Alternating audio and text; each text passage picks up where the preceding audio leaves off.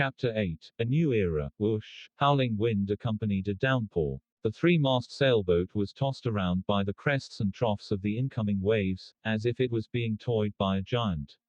The crimson glow in Alger Wilson's eyes faded. He found himself still remaining on the deck and nothing appeared to have changed. Almost immediately, the quirky-shaped glass bottle in his palm shattered and the frost within melted into the rain. In seconds, there were no longer any traces left that suggested the existence of the wondrous antique.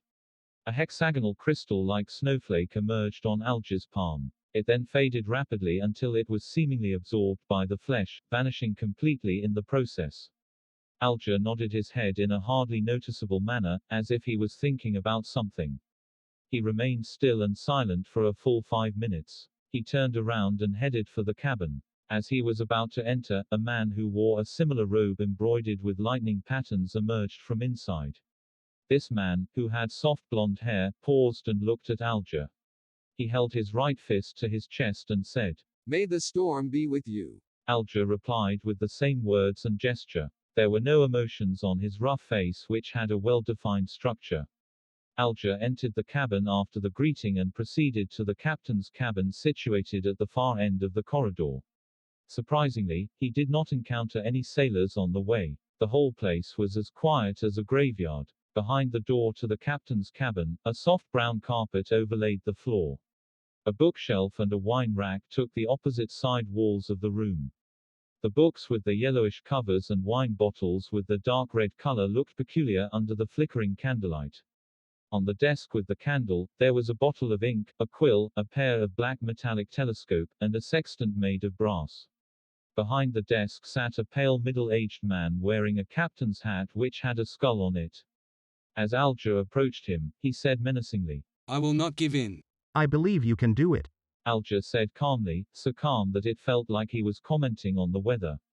"You." The man seemed to be stunned by the unexpected answer. At this very moment, Alger leaned forward slightly and suddenly dashed across the room until they were only separated by the desk. Pa! Alger tightened his shoulder and reached out his right hand to choke the man.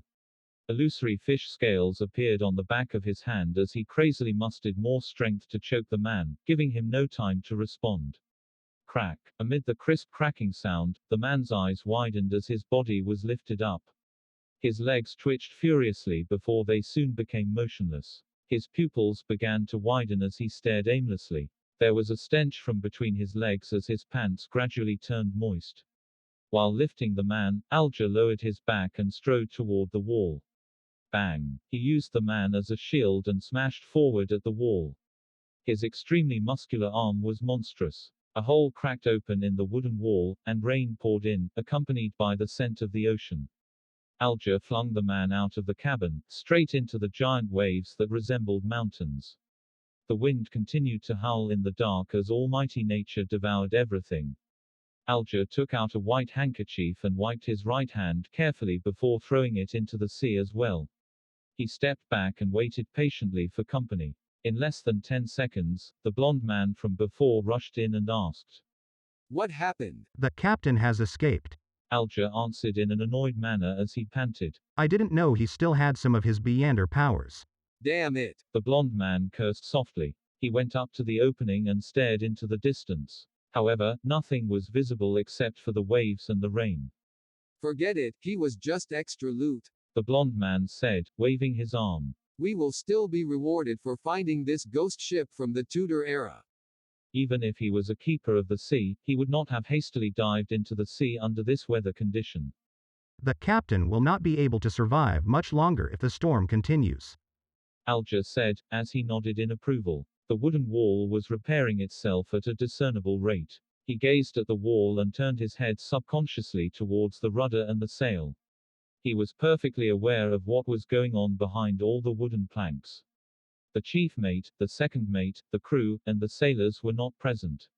There was no living person on board. Amidst all the emptiness, the rudder and the sail moved eerily by themselves.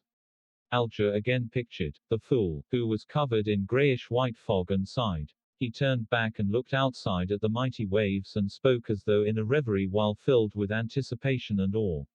A new era has begun. Empress Borough, Backland, capital of the Loan Kingdom. Audrey Hall pinched her cheeks in disbelief of her encounter a while ago. On the dressing table in front of her, the old bronze mirror had shattered into pieces. Audrey cast her gaze downwards and saw the swirling crimson on the back of her hand. It was like a tattoo depicting a star. The crimson gradually faded and disappeared into her skin. Only at this point in time was Audrey certain that it was not a dream. Her eyes twinkled as she grinned. She could not help but stand up before bending down to lift up the hem of her dress. She curtsied towards thin air and started dancing lively. It was the ancient elf dance, the most popular dance among royalty at the moment. She had a bright smile on her face as she moved about gracefully. Knock, knock. Someone suddenly knocked at her bedroom door. Who is it? Audrey immediately stopped her dance and asked as she tidied her dress to look more elegant. My lady, may I come in? You should start to prepare for the ceremony. Audrey's maidservant asked from outside the door. Audrey looked into a mirror on the dressing table and quickly wiped the smile from her face, leaving only a tiny hint of a smile. She responded gently after she had ensured everything was presentable. Come in. The doorknob turned and Annie, her maidservant, pushed in. Oh, it cracked. Annie said as she instantly saw the outcome of the old bronze mirror. Audrey blinked and said slowly, Yes. Susie was here just now.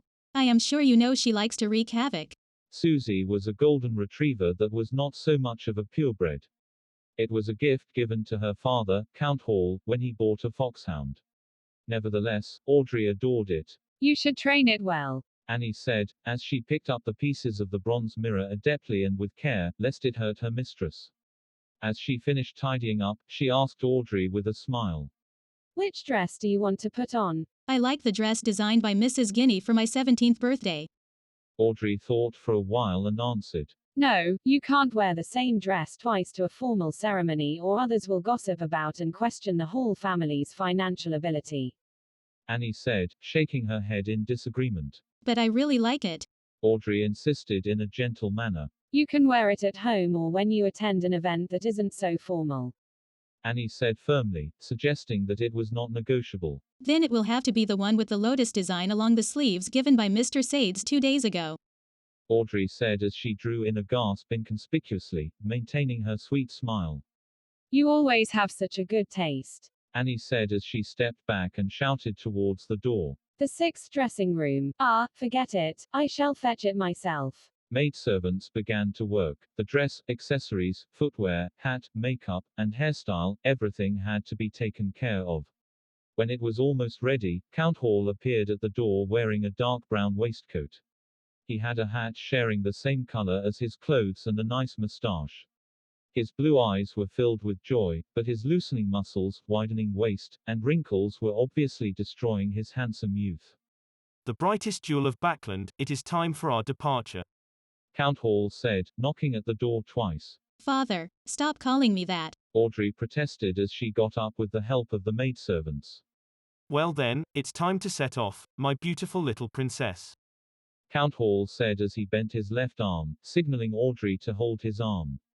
Audrey shook her head slightly and said, That is for my mother, Mrs. Hall, the Countess. Then this side. Count Hall bent his right arm with a smile and said, This is for you, my greatest pride. The Royal Navy Base, Pritz Harbor, Oak Island. When Audrey took her father's arm and walked down the carriage, she was suddenly shocked by the juggernaut in front of her. In the military port not far away, there was a huge ship shimmering with metallic reflections. It did not have a sail, leaving only an observatory deck, 2 towering chimneys, and 2 turrets at the ends of the ship. It was so majestic and large that the fleet of sails nearby were like newborn dwarfs clustering around a giant. Holy Lord of Storms. Oh, my lord, an ironclad warship. Amidst the furore, Audrey was also shocked by this unprecedented miracle created by mankind. It was an ocean miracle that had never been seen before. It took a while for the aristocrats, ministers, and members of parliament to compose themselves. Then, a black spot on the sky started to grow in size until it occupied a third of the sky and entered everyone's view. The atmosphere suddenly became solemn. It was a gigantic flying machine with a beautiful streamlined design hovering in midair. The deep blue machine had airbags made of cotton which were supported by alloy structures that were strong but light. The alloy structure's bottom had openings mounted with machine guns, projectile launchers, and muzzles. The exaggerated humming noise from the ignition steam engine and the tail blades produced a symphony that left everyone amazed. The king's family arrived on their airship, exuding a lofty and indisputable authority. Two swords, each with a ruby crown at the handle, were pointing vertically down and reflected the sunlight on both sides of the cabin. They were the Sword of Judgment, emblem which symbolized the Augustus family and has been passed down from the previous epoch. Audrey was not yet 18, so she had not attended the Introductory Ceremony, which was an event led by the Empress that marked one's debut into the backland social scene, to announce her adult status. Therefore, she could not be nearer to the airship and had to remain silent at the back to watch the entire event. Nevertheless, it did not matter to her. In fact, she was relieved that she did not need to deal with the princes. The miracle that mankind used to conquer the sky touched down gently.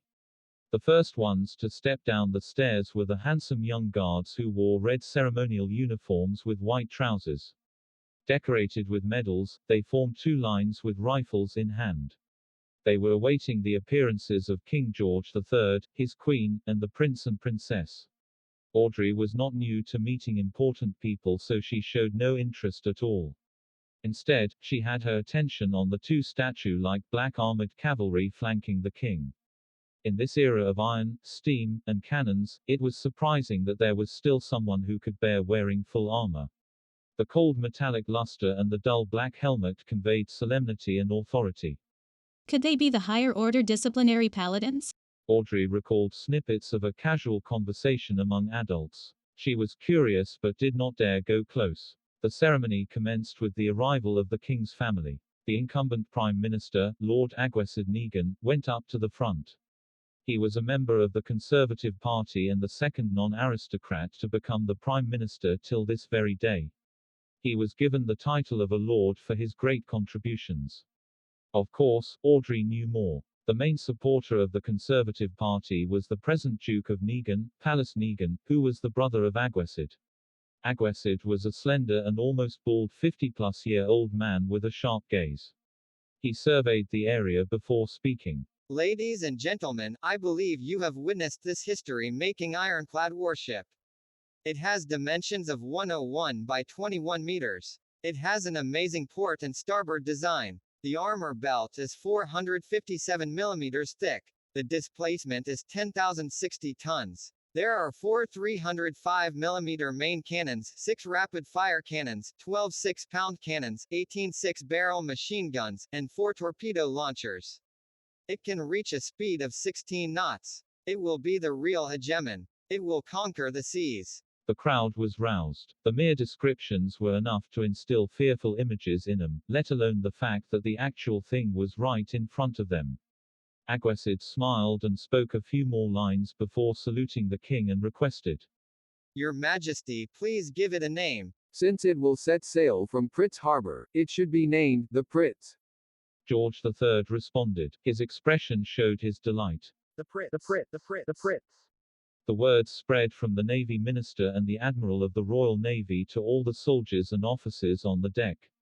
They all exclaimed in unison. The Pritz. George III ordered the Pritz to set sail for a trial in the midst of the gun salutes and the celebratory atmosphere. Honk! Thick smoke spewed out from the chimneys. The sound from the machinery could be heard faintly beneath the sound of the ship horn. The Juggernaut departed from the harbor. Everyone was shocked when the two main cannons at the ship's bow fired at an uninhabited island in its path. Boom, boom, boom. The ground shook as dust shot up into the sky. Shock waves spread out, producing waves in the sea. Satisfied, Aguessid turned back to the crowd and announced, From this day on, doomsday will fall on the 7 pirates who call themselves admirals and the 4 who call themselves kings. They can only shiver in fear. It is the end of their era. Only the Ironclad Warship will roam the seas, no matter whether the pirates have the powers of the Beyonders, ghost ships, or cursed ships. Aguesid's chief secretary deliberately asked, Can't they build their own ironclad warships? Some of the nobles and members of parliament nodded, feeling that such a possibility could not be eliminated. Aguasid immediately smiled and shook his head slowly as he answered. Impossible. It will never be possible. Building our ironclad warship required 3 big coal and steel amalgamators, a scale of more than 20 steel factories, 60 scientists and senior engineers from the Backland Cannon Academy and Pritz Nautical Academy, 2 royal shipyards, almost 100 factories for spare parts, an admiralty, a shipbuilding committee, a cabinet, a determined king with excellent foresight, and a great country with an annual steel production of 12 million tons. The pirates will never achieve it. Having said that, he paused and raised his arms before shouting in agitation. Ladies and gentlemen, the era of cannons and warships has dawned upon us.